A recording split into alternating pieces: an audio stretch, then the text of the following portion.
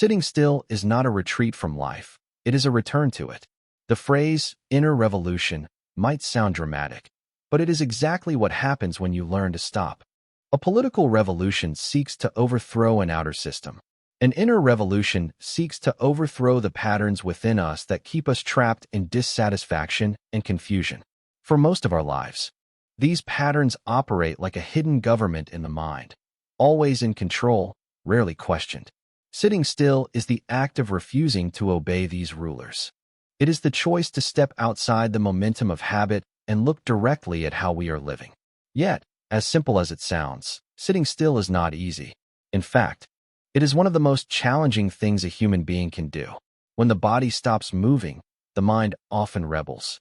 It throws up thoughts, memories, and feelings in rapid succession. We suddenly remember things we forgot to do. We feel restless, impatient, sometimes even anxious. We discover that we are uncomfortable with our own company. It is in these moments that we realize why so few people choose to be still, because stillness forces us to face ourselves. And yet, this is exactly why sitting still is so powerful. We cannot change what we will not face. When we sit, we begin to see the truth of our mental life. How thoughts come and go without control, how emotions rise and fall like waves. How desire pulls us one way and fear pushes us another. We see the constant motion inside, the endless chase for something better, the resistance to what is here now. Without stillness, we remain caught in these movements, driven by them without awareness. With stillness, we begin to observe them, and in observation, we discover a freedom we didn't know was possible. In the modern world, people search for revolutions in technology, politics, and society. But the deepest and most lasting revolution begins when a person sits down, stops running, and pays attention to the life unfolding inside them. It does not make headlines. It does not trend on social media, but it changes everything. It changes the way we respond to pain, the way we relate to others, the way we understand ourselves. It changes our sense of what really matters. The great teachers of wisdom throughout history understood this. They knew that a human being who has learned to sit quietly and see clearly is no longer a slave to the world's chaos. Such a person is free, not because they have escaped difficulty, but because they have discovered a still point within themselves that difficulty cannot touch. And from that stillness, action becomes wiser, compassion becomes deeper, and life becomes simpler. We often imagine that we will find peace when the world around us changes, when we have more money, more time, fewer problems. But waiting for the world to change is like waiting for the wind to stop blowing before you decide to walk outside. The truth is, the wind may never stop. Life will always have challenges. Try sitting for a few minutes without distraction. Notice what happens. Notice the pull to move, to reach for your phone, to get up and do something. Notice the thoughts that appear, the emotions that stir, and stay. Stay long enough to see that you are more than your restlessness, more than your thoughts, more than your passing feelings. Stay until you begin to taste the quiet strength that comes from simply being here. In a time when the world is constantly telling us to go faster, sitting still is a radical act. It is an act of rebellion against the idea that our worth is measured by our productivity. It is a statement that life is not something to be rushed through, but something to be lived fully, one breath at a time. It is, quite simply, the most profound inner revolution you can begin, because it starts with you, and it transforms everything from the inside out. The moment there is nothing to do, the mind begins to move. It jumps from one thought to another like a restless bird. It remembers something that happened earlier today, then leaps into imagining what might happen tomorrow. It drifts into fantasies, then into worries, then into old conversations and possible future arguments. Even if you are sitting in the safest and quietest place in the world, the mind will still find a reason to run. This constant motion is so familiar to us that we barely notice it. It feels normal. In fact, we often mistake it for thinking or problem solving. But if we look more closely, much of it is not useful thought at all. It is noise. The restless mind does not need a reason to move. Stillness exposes this habit. When we sit down and stop, we can feel the mind's urge to escape. It is not escaping from danger, but from itself. Restlessness comes in many shapes. Sometimes it is loud and obvious, filled with racing thoughts and anxious feelings. Other times it is subtle, a quiet itch to move, to check something, to adjust our posture, to think about lunch. The mind dislikes staying with what is happening right now because the present moment offers no story to chase. The present moment is simple, but the mind is addicted to complexity. It thrives on replaying what has been and predicting what will be. In stillness, it feels out of place, like an actor standing on stage after the play has ended, unsure of what to do without lines to speak. One reason the mind struggles with stillness is that stillness brings us face to face with reality. Without distraction, we notice the discomfort we carry, physical tension, unresolved emotions, unfulfilled desires. In daily life, we often push these aside by keeping busy. We work, we talk, we watch, we scroll, we consume, anything to keep from feeling them fully. But when we are still, these hidden guests in the mind come to the surface. It is as if we have been living in a noisy room all our lives. And suddenly the noise stops. At first, we feel relief, but then we start to hear faint sounds we never noticed, the creak of the walls, the hum of the air, the quiet tap of our own heartbeat. In the same way, stillness reveals the undercurrent of our mental life. The mind's restlessness is not a personal flaw. It is a universal pattern. Every human mind is wired to seek pleasant experiences and avoid unpleasant ones. This habit of chasing and fleeing creates an endless cycle of movement. Even when we get what we want, the satisfaction is short-lived. Almost immediately, the mind begins to look for the next thing. It cannot rest because it has trained itself to believe that rest is dangerous, that stopping means missing out, losing ground, or being left behind. In truth, it is not stillness that is dangerous, but the constant movement that keeps us from truly knowing ourselves. This is why many people find the first attempts at sitting quietly so frustrating. They expect calm, but instead they meet chaos. They imagine peace, but encounter a storm of thoughts. They conclude they are bad at it, not realizing that this storm is not a sign of failure, but a sign of seeing clearly for the first time. The restlessness was always there. Stillness simply makes it visible.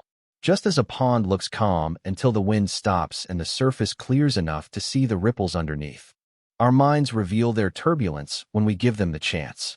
The good news is that the restless mind can be trained, not by forcing it to stop, but by patiently watching it.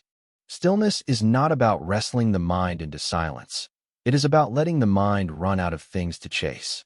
Over time, with consistent practice, the mind begins to understand that it does not need to follow every thought, that it can rest in the simple act of being here. But the first step is always the same: to see the restlessness for what it is, without judgment, without panic. This seeing is the beginning of the inner revolution, because once we recognize the constant motion, we can begin to question whether we really need to keep moving at all. Most revolutions we hear about involve movement, crowds gathering in the streets, voices shouting for change, the old being torn down so the new can rise. But the revolution that begins when you sit still is almost invisible to the outside world. There is no noise, no spectacle, no dramatic display of power. You simply stop.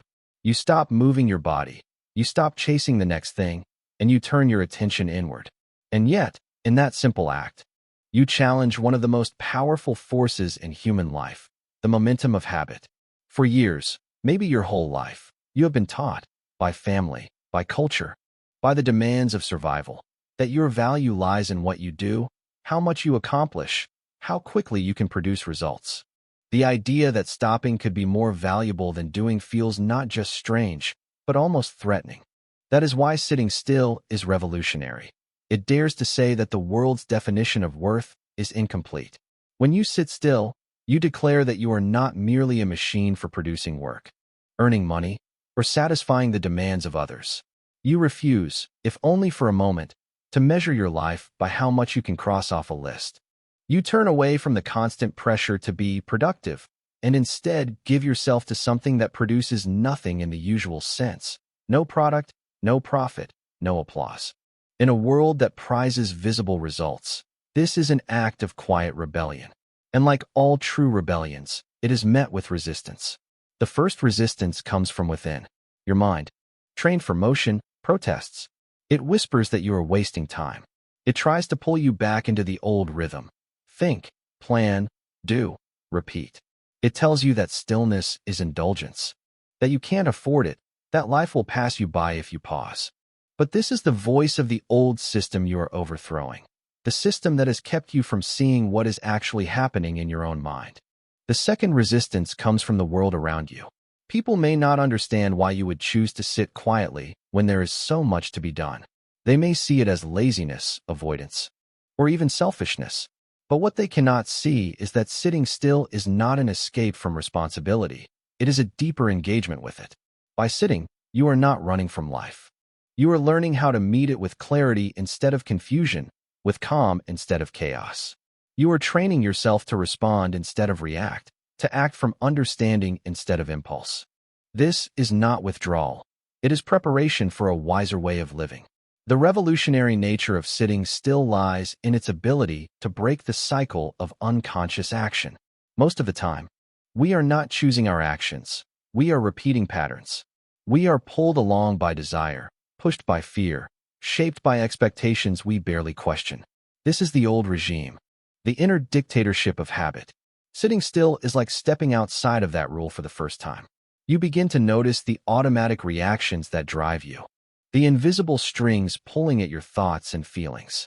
In noticing them, you create space to choose differently, to let go of what no longer serves you.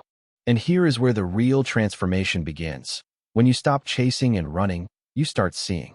You see how much energy you have been spending on things that do not matter.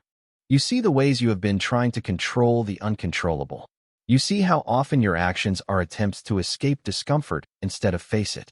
This seeing changes everything, because awareness is the first step toward freedom. You cannot change a pattern you cannot see, and you cannot see a pattern if you never stop long enough to look. Sitting still also reclaims your attention from the forces that compete for it every day. In the modern world, attention is a currency, and countless industries fight to capture and hold it.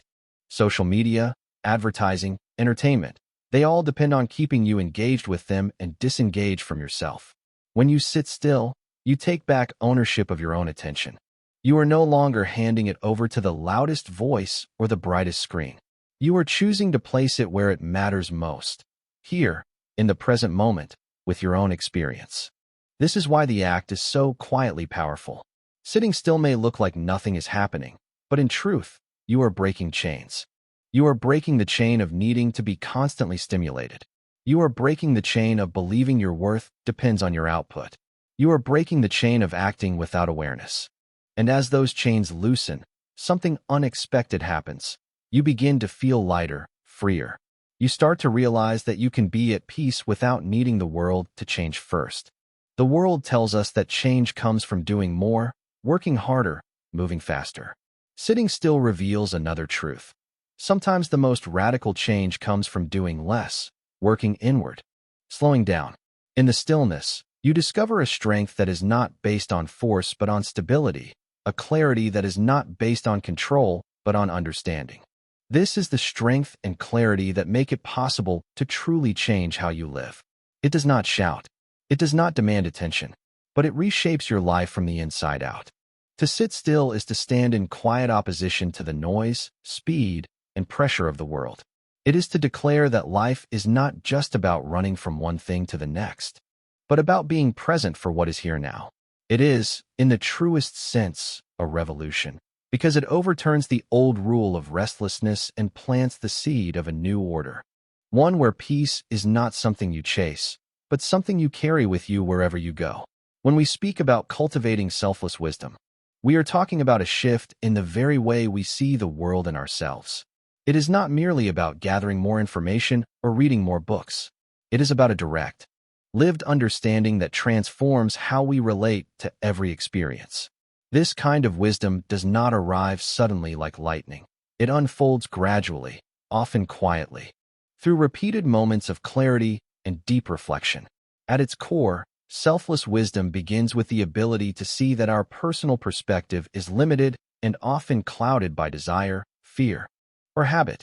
We become aware that the mind has a tendency to put ourselves at the center of every story, interpreting events in ways that reinforce the idea of a fixed, separate me.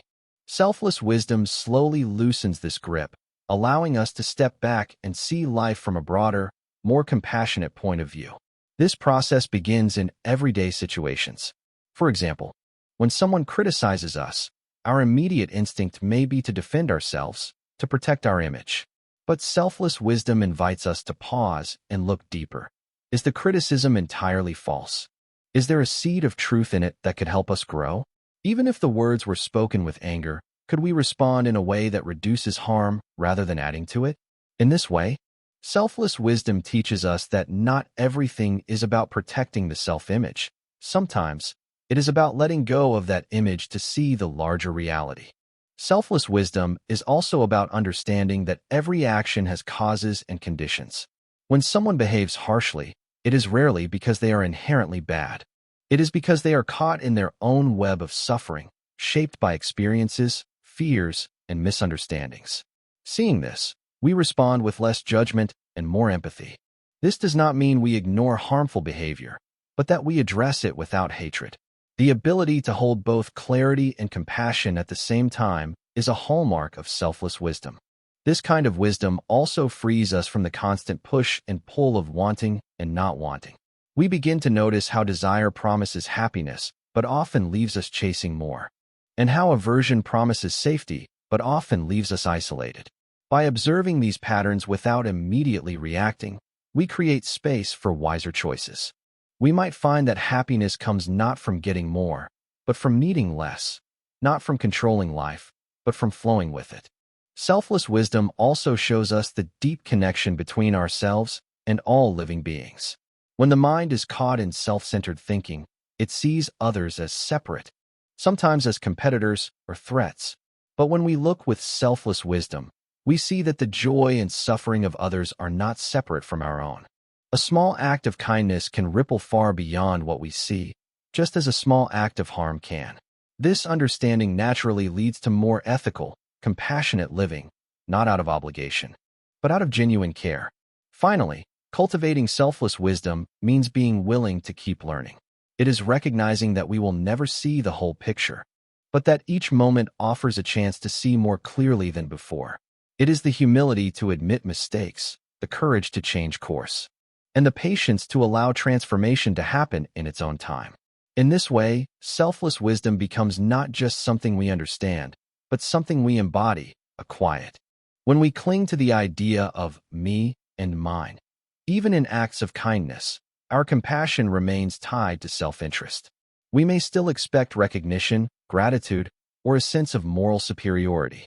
This is compassion that is filtered through the self, and though it can bring temporary goodness, it cannot bring freedom from suffering. Selfless compassion, however, flows naturally when the boundaries between self and other begin to dissolve.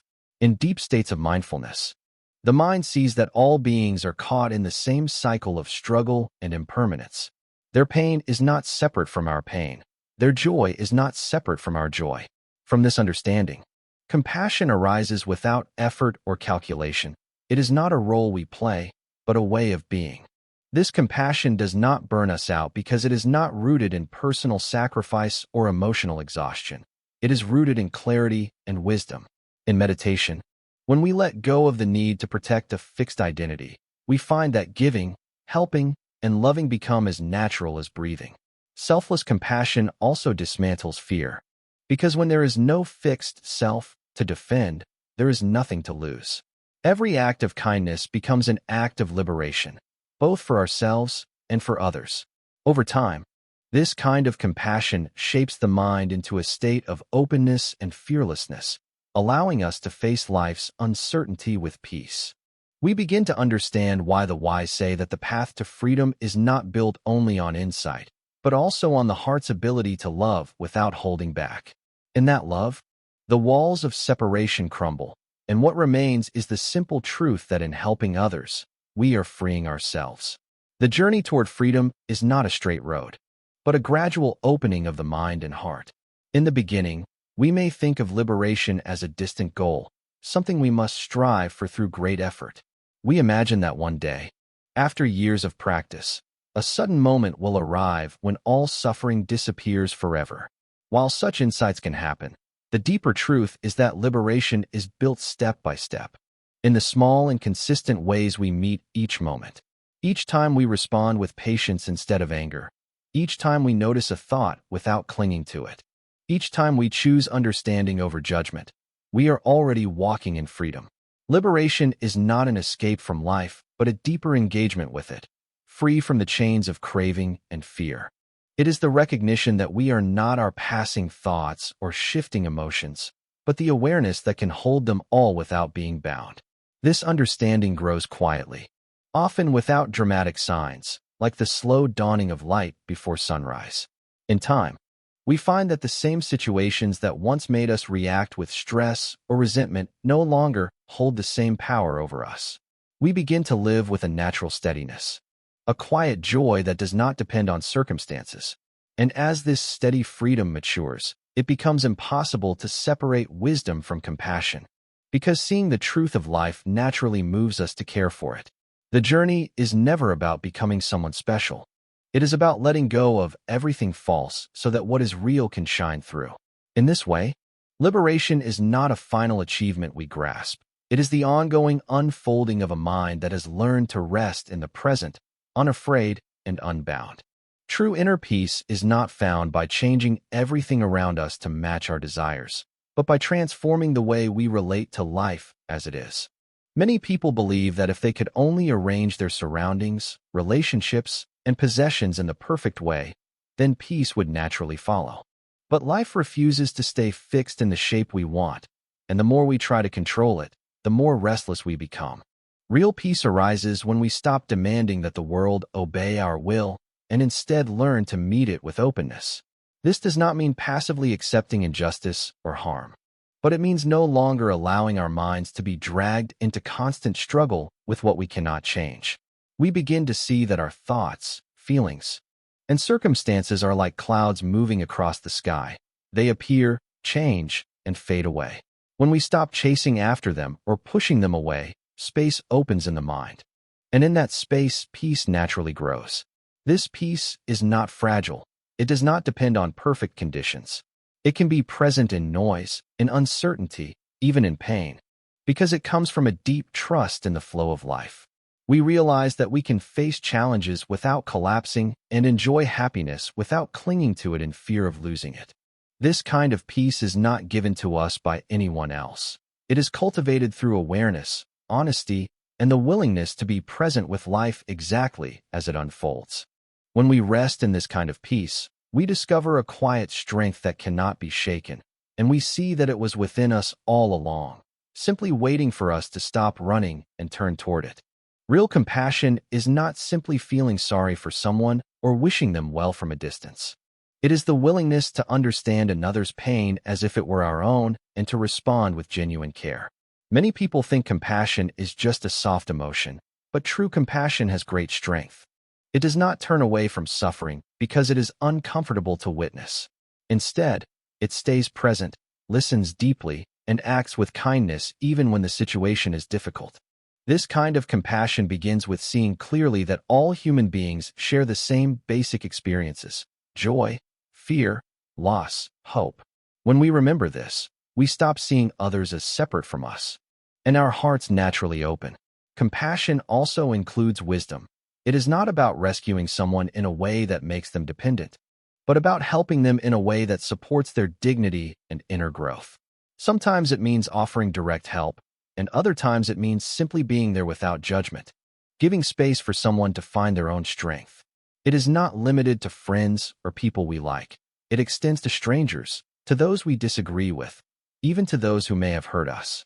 True compassion does not ask, "Do they deserve my kindness?" but rather, "Can I see the human being behind their actions?" When compassion becomes part of how we see the world, our actions naturally shift. We speak with more patience, we listen with more attention, and we are slower to judge. In this way, compassion is not only a gift to others. It frees us from the bitterness, anger, and fear that weigh heavily on our own hearts. It transforms both the giver and the receiver, creating a shared space where healing and understanding can grow. Forgiveness is not about pretending that harm never happened, nor is it about excusing actions that caused pain. It is the choice to release the heavy burden of resentment so that we do not remain chained to the past. Holding on to anger may feel like a form of protection, but over time it poisons the heart and clouds the mind. When we forgive, we are not saying, "What you did was acceptable." We are saying, "I will not let your actions control my peace any longer." This does not mean we must reconcile with someone who has harmed us, nor that we should put ourselves back into a harmful situation. Forgiveness is first and foremost an inner act, and the feelings may return in waves. But each moment we choose to let go, we loosen the grip of the past. This is not weakness. It is an act of courage. It allows us to live in the present without being dragged backward by old wounds. When forgiveness takes root in us, we see that those who hurt us were often themselves acting out of fear, ignorance, or their own unhealed pain. This does not excuse them, but it helps us understand, and understanding opens the door to compassion. Ultimately, forgiveness is a gift we give to ourselves as much as to others. It clears the space in our hearts for peace, clarity, and the possibility of a new beginning, without being trapped in the net of possessiveness or the need to control outcomes. Many people think compassion means always stepping in to fix problems, to take away someone's pain, or to ensure they make the right choices. But when compassion is bound to attachment, it easily turns into anxiety, frustration, or disappointment. True compassion sees the suffering of others and responds with kindness, yet it also recognizes that each person has their own path, shaped by their choices and the conditions of their life. We can walk beside someone in their struggle, but we cannot walk for them. Without this understanding, what we call love can become a subtle form of control, as we try to bend the other person's life to fit our hopes or fears. Compassion without attachment means that we help when we can, but we do not cling to the results. It means we can listen deeply without rushing to give advice. We can offer support without expecting gratitude, and we can wish the best for others even when they walk a path we would not choose. This kind of compassion is not cold or detached in the sense of indifference. Rather, it is steady, open, and free from the restlessness of expectation. It allows us to be present for others without losing our own balance. When we care in this way, our actions come from a place of wisdom rather than from a desire to satisfy our own emotional needs. We can rejoice in the happiness of others without envy, and we can remain gentle even when they fail or turn away from us. Compassion without attachment also protects us from burnout. If our caring is tied to the idea that we must save everyone, we will soon feel overwhelmed and bitter when the world does not change according to our will. But when our compassion is grounded in acceptance of reality, we give freely without draining ourselves. We understand that our role is to plant seeds of kindness, not to force them to grow on our timetable. And in this freedom, our love becomes lighter, yet deeper. We are able to meet joy and sorrow with the same steady heart. This is the kind of compassion that sustains itself for a lifetime, because it is not bound by the fragile threads of attachment. It is as vast as the sky, open enough to hold all things, yet not holding on to anything at all.